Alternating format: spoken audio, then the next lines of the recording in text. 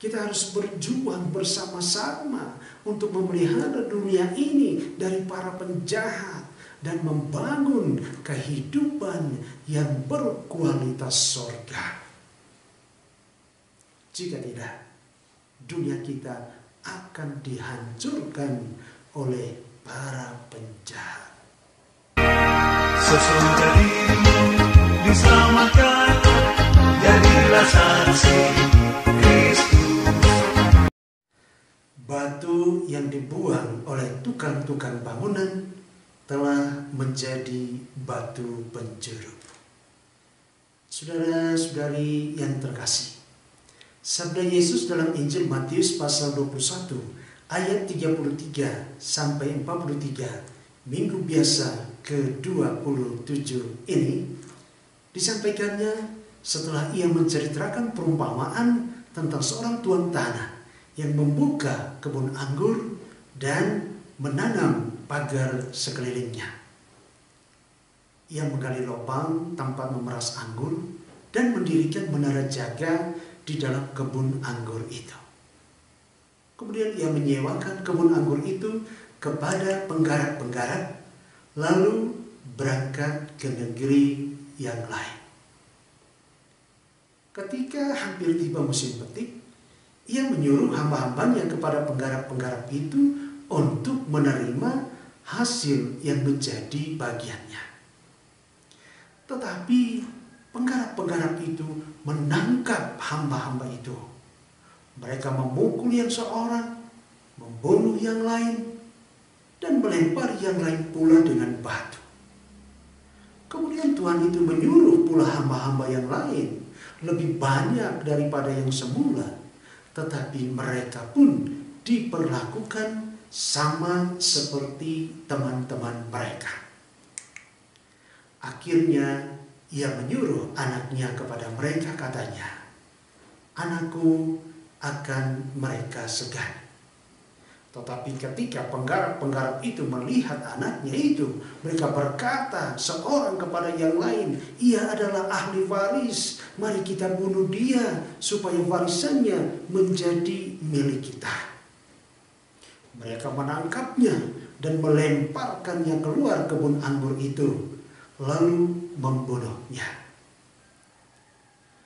Maka apabila tuan kebun anggur itu datang, kata Yesus, apakah yang akan dilakukannya dengan penggarap-penggarap itu?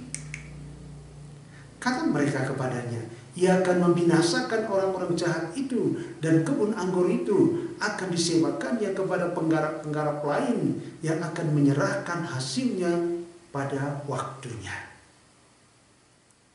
Lalu kata Yesus kepada mereka, belum pernahkah kamu baca di dalam kitab suci, batu yang dibuang oleh tukang-tukang bangunan telah menjadi batu penjuru?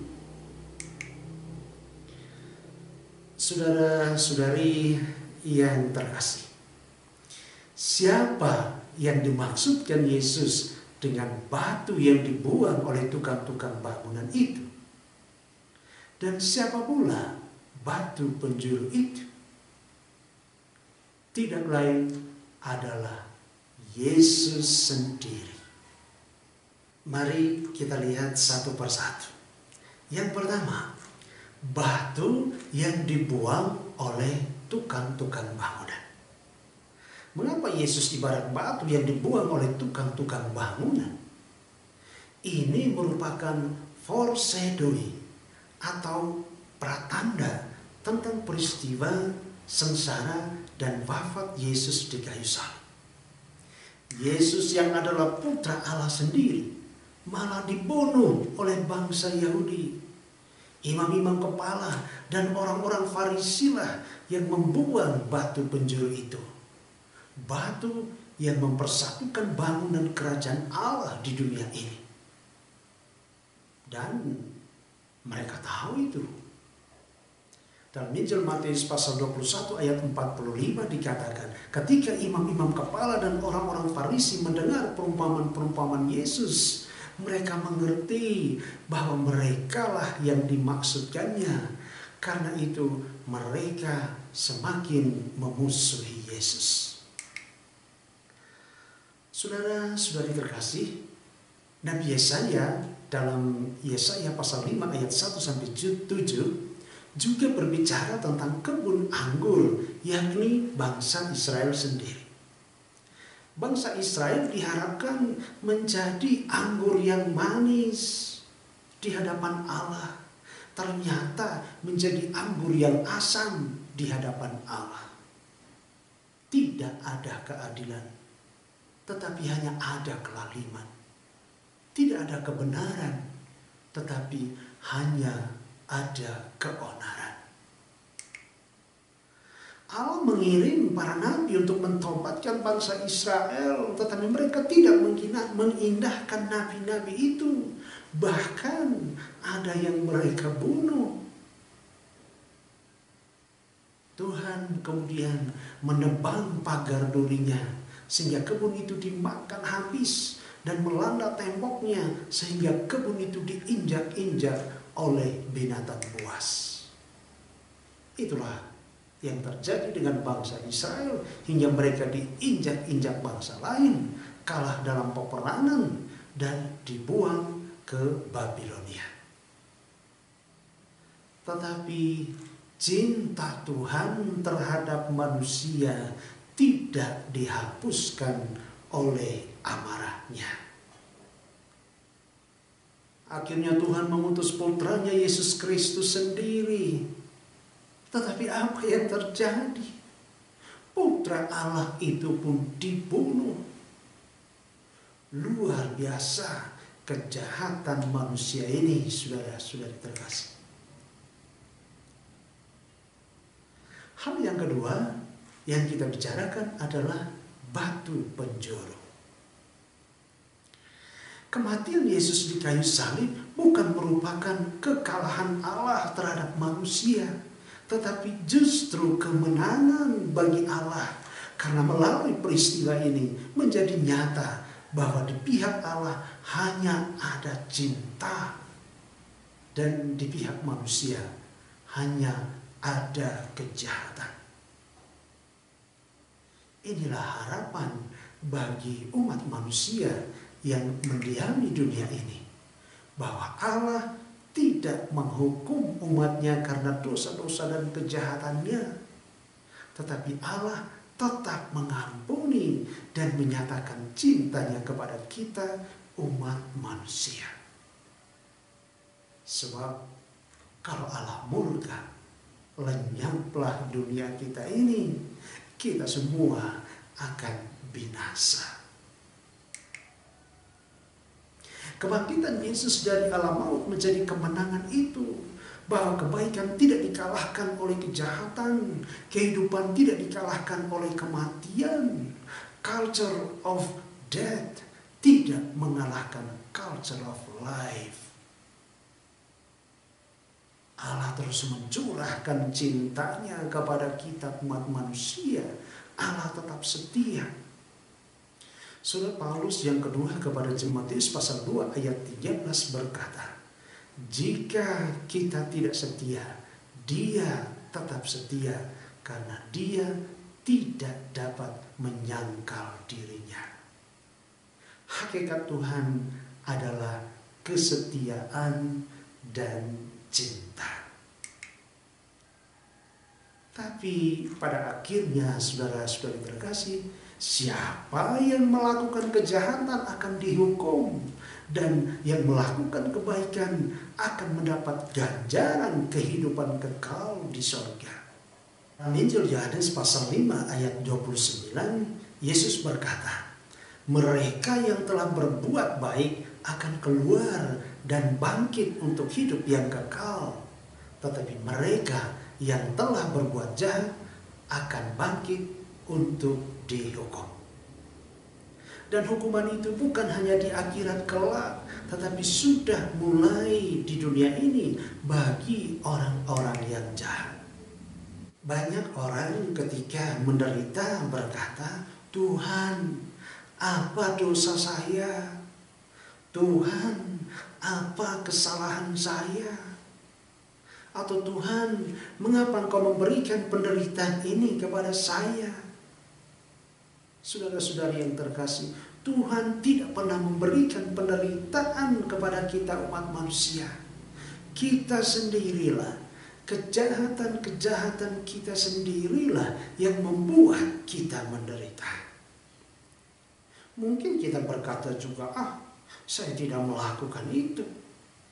Bisa saja Anda tidak melakukan kejahatan itu, tetapi karena kita hidup di dunia yang sama, maka kita turut menanggung akibat dari dosa dan kejahatan itu.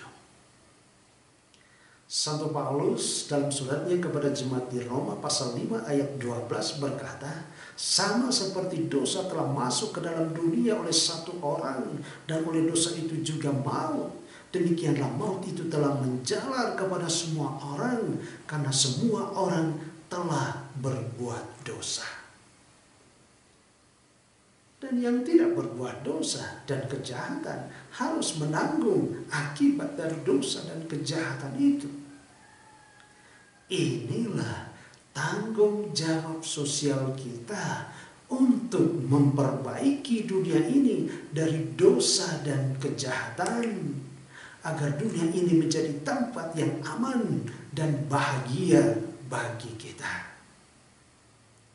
No man goes to heaven alone, no woman either. Tidak ada orang yang pergi ke surga sendirian. Kita harus berjuang bersama-sama untuk memelihara dunia ini dari para penjahat dan membangun kehidupan yang berkualitas surga. Jika tidak, dunia kita akan dihancurkan oleh para penjahat.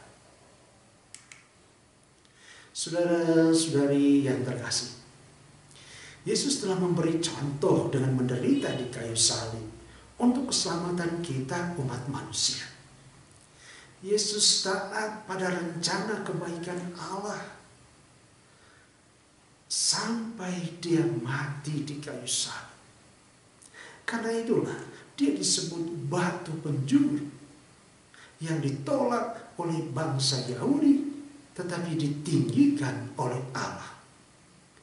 Yesus menjadi role model bagi ketaatan kita kepada Allah. Itulah perjuangan kita. Surat pertama Santo Petrus pasal 2 ayat 6 mengutip Yesaya pasal 28 ayat 16 berkata, sesungguhnya aku meletakkan di Sion sebuah batu yang terpilih, sebuah batu penjuru yang mahal, dan siapa yang percaya kepadanya tidak akan dipermalukan. Yesus adalah satu-satunya penyelamat kita. Yesus adalah satu-satunya penyelamat dunia. Karena itu, saudara-saudari yang terkasih, mari kita amini nasihat dari Santo Paulus dalam suratnya kepada jemaat di Filipi pasal 4 ayat 6 sampai 9. Semua yang benar, semua yang mulia, semua yang adil, semua yang suci, semua yang manis, semua yang sedap didengar, semua yang disebut kebajikan dan patut dipuji, pikirkanlah semuanya itu dan lakukanlah semuanya itu. Maka Allah sumber damai sejahtera akan menyertai kamu. Dan dunia yang kita huni ini menjadi dunia yang aman dan damai, sejahtera, lahir dan batin. Tuhan memberkati saudara-saudari sekalian. Amin. Sesudah dirimu diselamatkan, jadilah saksi